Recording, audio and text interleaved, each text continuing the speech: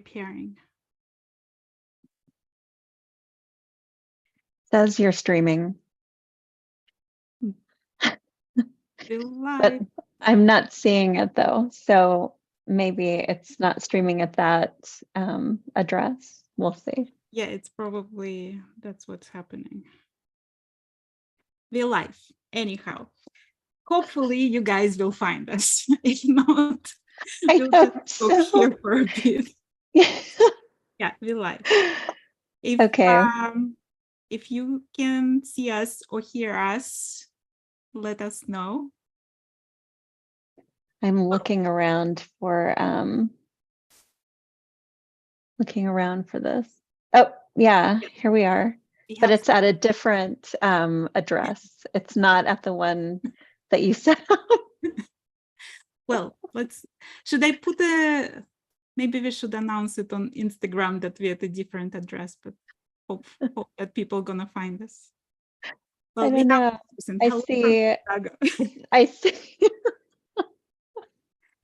I see the one watching. We have like 3 people now. Yay, yay. Look, people are finding us. I'm so excited.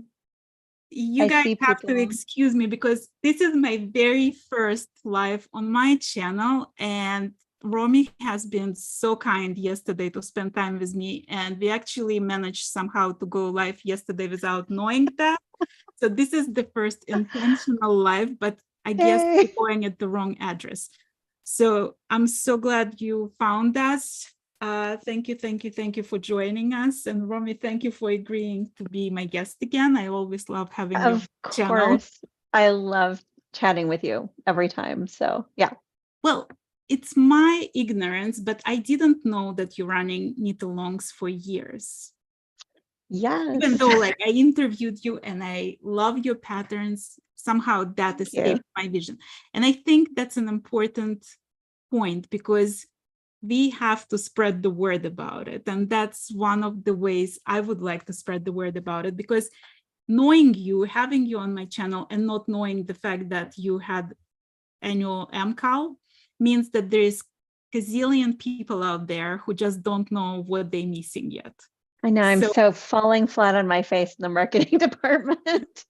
So what you guys can do is keep posting everywhere and tell the world that Romi Hill's MKAL exists, because I'm so happy like I joined. I'm so happy you told me. I'm so happy you did. And it was super fun for me to knit it. I love the fact that I didn't know the pattern. It was like this giving control was nerve-wracking, but also like very invigorating, because I couldn't predict you and I was trying. So I decided to do Humans of Romi Hill this year. And I was asking, and thank you to all of you who participated in it. And so I was torturing every person and asking them, like, what do you think is going to happen in the next clue? What do you see happening from there?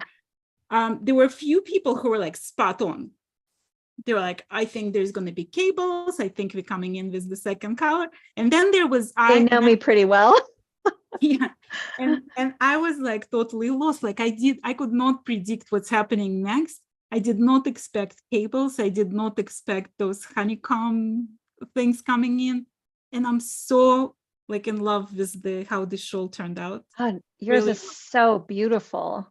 I love the gradient, and it's the silk. So gorgeous. It worked out. It's like, and again, because I didn't know where we're going with that, the gradient didn't work how I thought it's gonna work, because it started darker pink here, went lighter there, and then the silver was here. So it doesn't even feel like a gradient, but somehow it worked beautifully. Like I'm so pretty. with it. Well, tell me how you found this mystery knit-along in comparison to previous ones. Was it any different for you? I mean, it was different because you're involved, and I talked a lot more about it. So I guess like you were saying that lots of people, including you, didn't know that I run these. So it made me realize that I kind of tend to be a little shy about it. So, I guess. I mean, so it was different in that way. And it was very similar in other ways. So, but every year I feel like I've learned something more. So I now that I've been doing the lives, like I've only been doing those for like the past 3 years. So with every clue, and I think that's really important. And so every year I learned something different. Like this year, I made a whole playlist and I put more techniques in there. And I think that that's actually super helpful. So probably next year, I'm going to do that a little bit differently. I mean, I'm going to have the live clue, like the clue live every time I release a clue. But I want to do like the small technique videos because I realize now that some people don't have the time or patience to sit through a whole live. And Yeah. so like breaking out those little techniques is really important. So yeah, I mean, I feel like every year I learn something new. And I'm always amazed by the color choices that people have and how everybody's shawl looks a little bit different. And I love seeing it. I mean, some color choices I never would have thought of. Like one person used kind of like a light celadon green and orange, and it was like, wow, that I is saw so that cool white looking. shawl. There was like two shades of white, like white and off-white, and it was Yes. so spectacular. It was so beautiful. And I never would have thought to do that. Like I was thinking, oh, I'm gonna do like super contrasty, but it looks so beautiful with just that really gentle contrast with the that white. It was sort of like a greenish white and then an off-white. Oh, so beautiful. Well, Holly said, so much fun dreaming about this project, enjoying all the surprises along the way. I can't wait to knit another of Romi's shawls with beads for the first time. Yay! So How I are you think feeling? Holly said this was like her first lace that she did, Right. and her shawl is beautiful. I mean, amazing. Well, when I'm interviewing designers, oftentimes there's this fear of publishing a pattern and then there is some mistake that somehow slipped through the fingers. Were you terrified of that? Always. So, so I pick through every single pattern, like bunches of people pick through every single one of my patterns. They're all test knit, like they're all edited, and still something always slips through. So it's just like, okay, this is going to happen.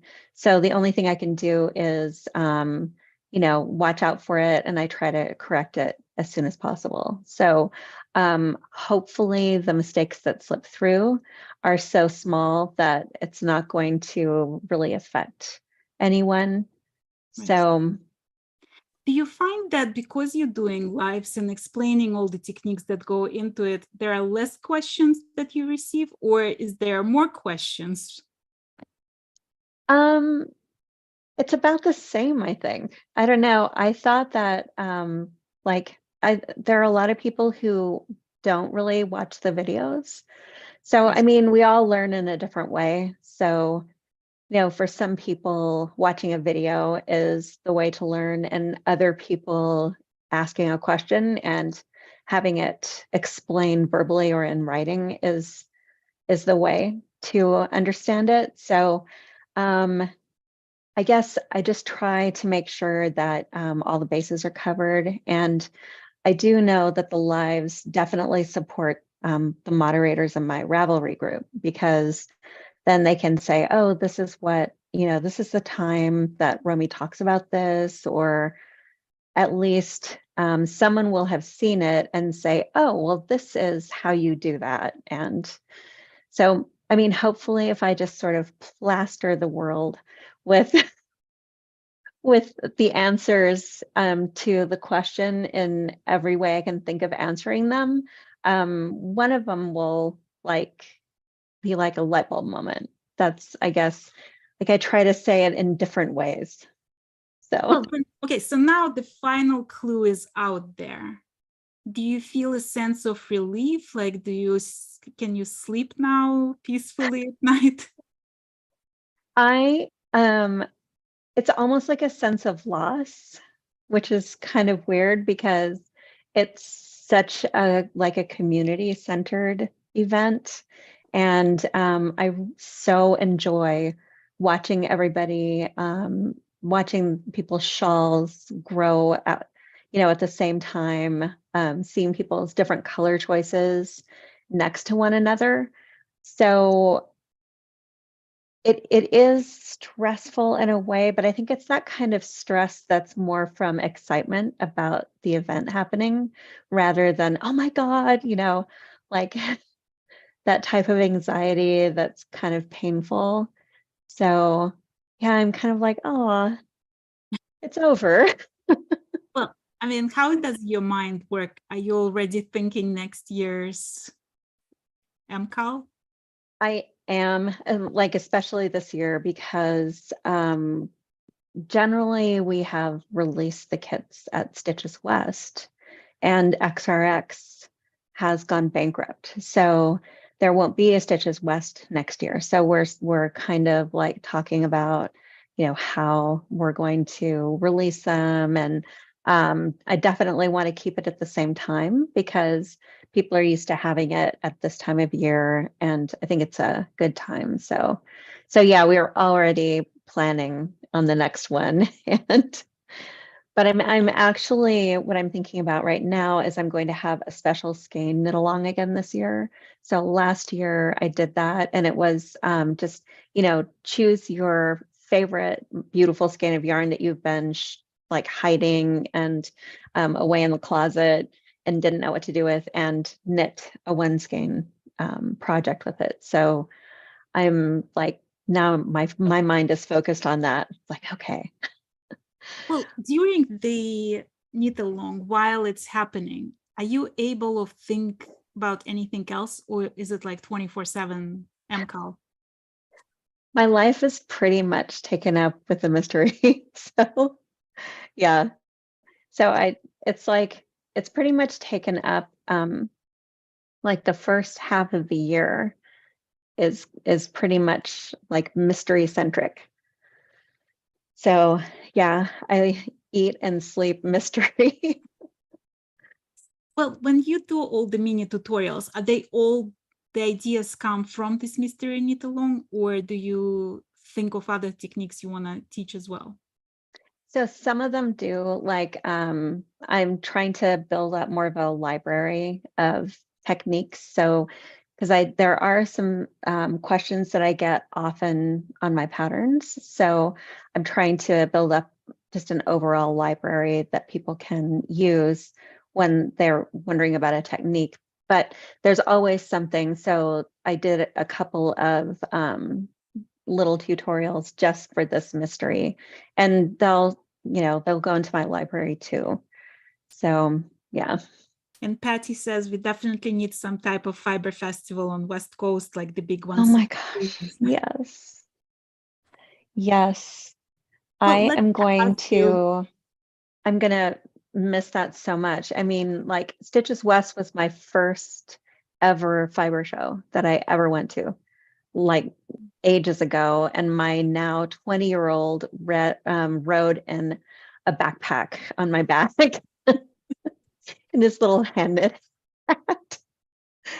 So yeah. Tell me, let's talk about Humans of Romi Hill, because I love doing that series and I meeting loved people. seeing it. Did you discover something new for yourself in those series? I did. First of all, I loved the fact that people from all over the world were participating.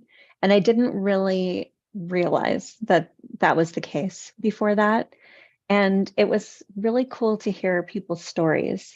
Some people who thought that it might be a little tough to do it. And then they're like, oh, this isn't difficult at all. Like, I love hearing that Right. because I think a lot of times we look at patterns and we look at something and it looks really simple to us.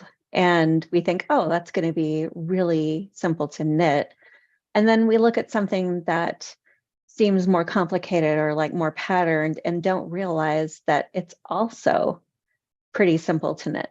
It's just that it looks more complicated or it looks fancier. And it's really cool. Like every time I see somebody come to the realization that they can do this thing and like feel great about it, it's just makes my day. Well, I So mean, I we love have that. Jens there, and he only learned how to knit a year and a half ago, and here I he is know. knitting high heels It's lace so show. amazing. Yeah, I love meeting that. I love meeting people. Like there were some people who were who I knew already and who I had on my channel, and some people were absolutely new to me, and it was like so wonderful to hear their stories and see like how they discovered you and how much they like lace or scared of lace and like about all their hesitations. So it was like really interesting. Tell me about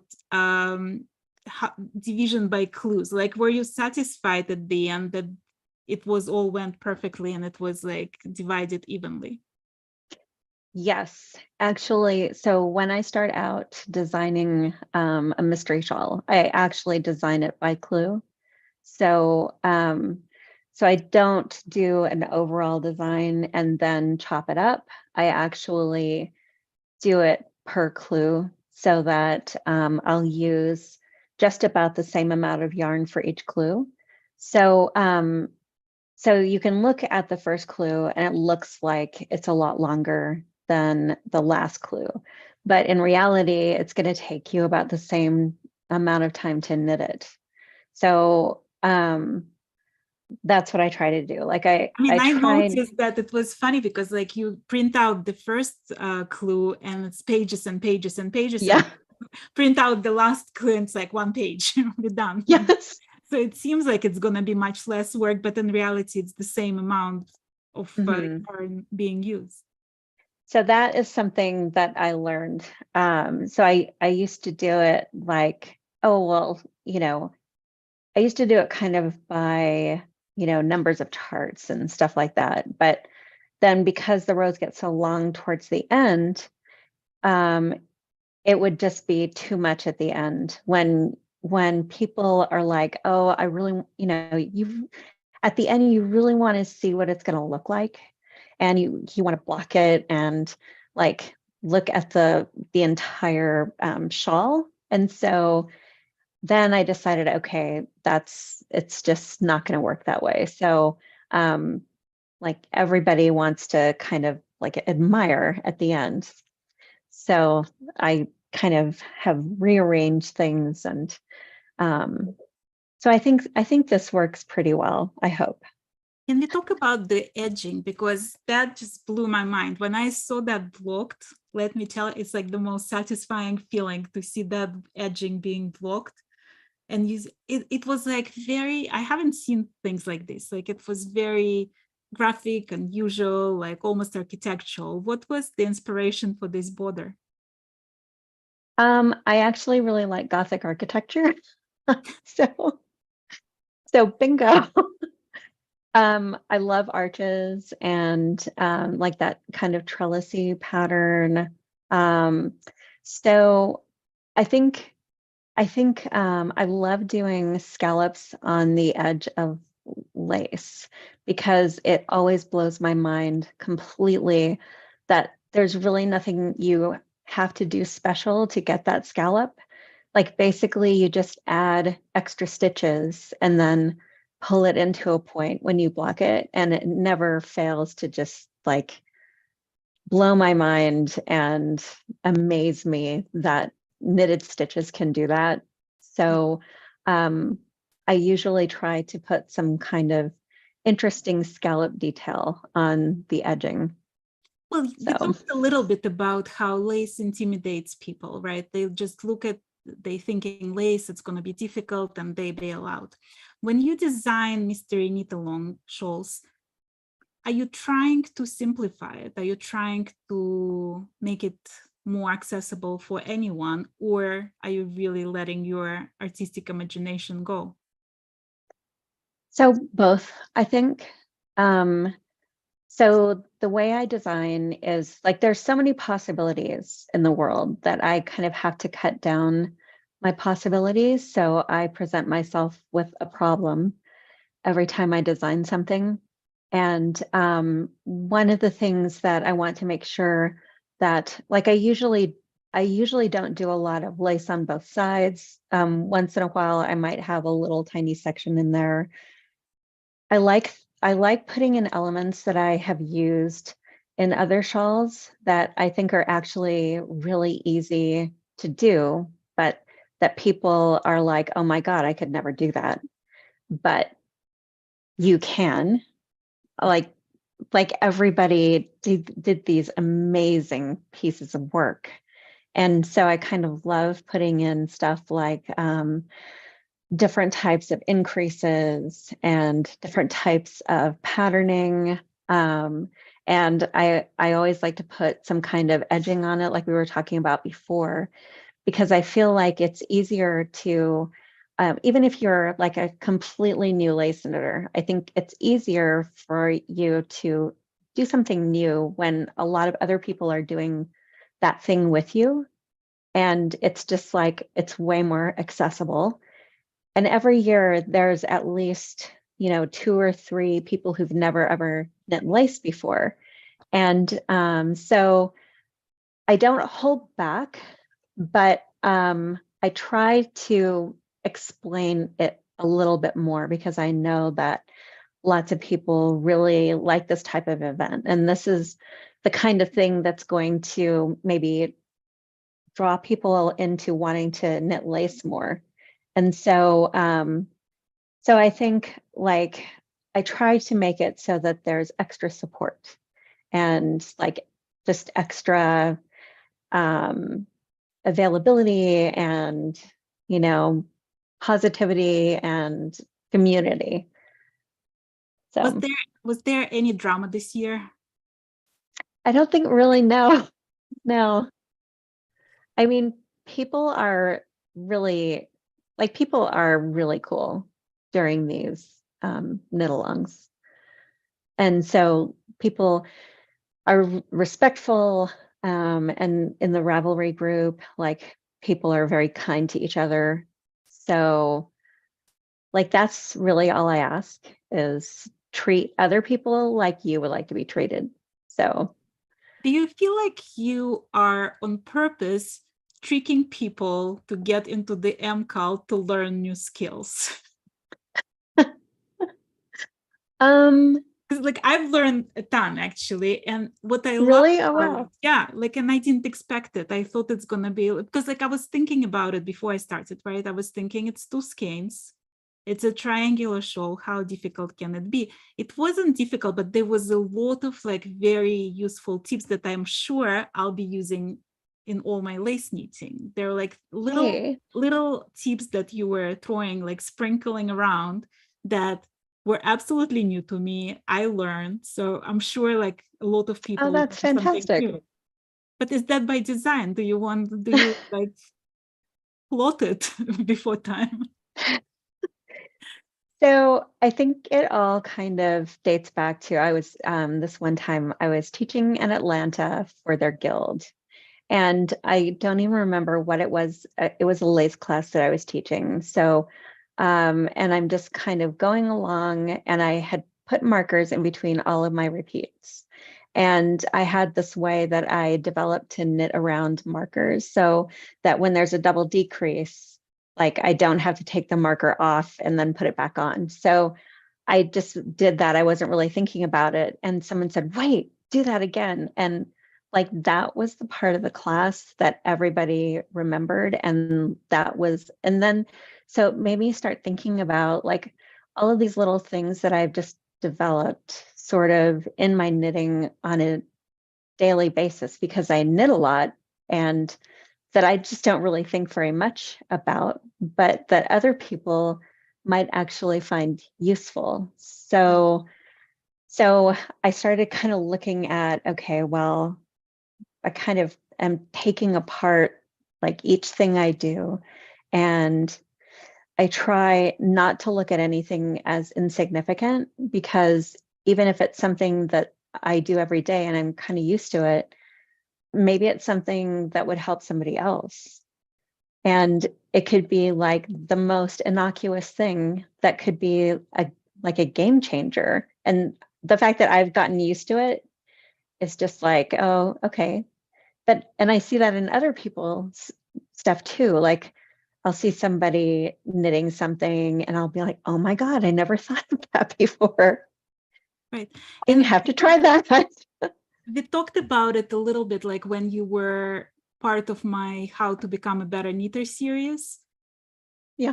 There is two parts to it, basically. Like there is the bravery of trying the unknown, but then there is also the willingness to learn from your mistakes and the willingness to like find those mistakes and understand how to fix them, right? So you need the knowledge of how you read your lace, how you read your knitting.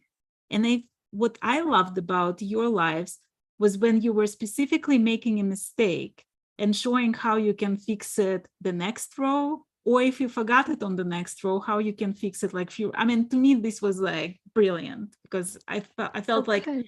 it's like, and it's simple things that like somewhere deep inside, I know how to fix that. But if somebody just asked me immediately on the spot to show them, I might have stumbled, I don't know. And to see that you like were showing it and that it happens to all of us, like we might forget the yarn So over. true. This is how you fix it. This was like very empowering to me to see it in lives and to like pay attention to that. Oh, I'm so glad to hear that. So that, especially that my fourth one, oh my God. I like, I don't know where my head was when I was knitting on my little mini shawl, because whew, I just, like the whole thing was just riddled with mistakes. So that, I mean, that happens so much. Well, especially So like to everybody. when you're doing it live, I'm sure that doesn't help, the pressure of being live on TV and not knowing if It was technology. just like, oh my God. What was the most stressful thing for you during this MKAL?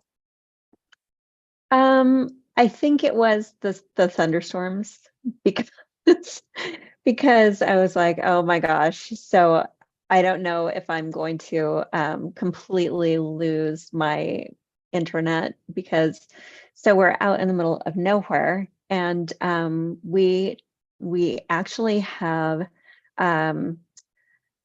some fiber optic cable that's laid down about a quarter mile away, but we have DSL from the fiber optic cable. So it's depends on loads, and it's really not very fast. And then we found that we could get actual real 5G here, which was great. But over this past winter, everything went down. And I mean, like it was really spotty for months, and they've been repairing stuff like for months. And it went down right before like for repair, right before I was about to do a live, and I was just like, oh my God, no. Well, right before we started our live, we had my landscapers came to cut the grass, so there was like all the whirl of spring cleaning here, and I was like, Background noise. yeah. So now that we're done with the Falderal, are you like relaxing, or you're already in the midst of the next thing? So I have a lace club. So I'm like hard at work on the lace club. And then I had another deadline project for a book. And then I have another project too that I have to reknit. And I'm also going back.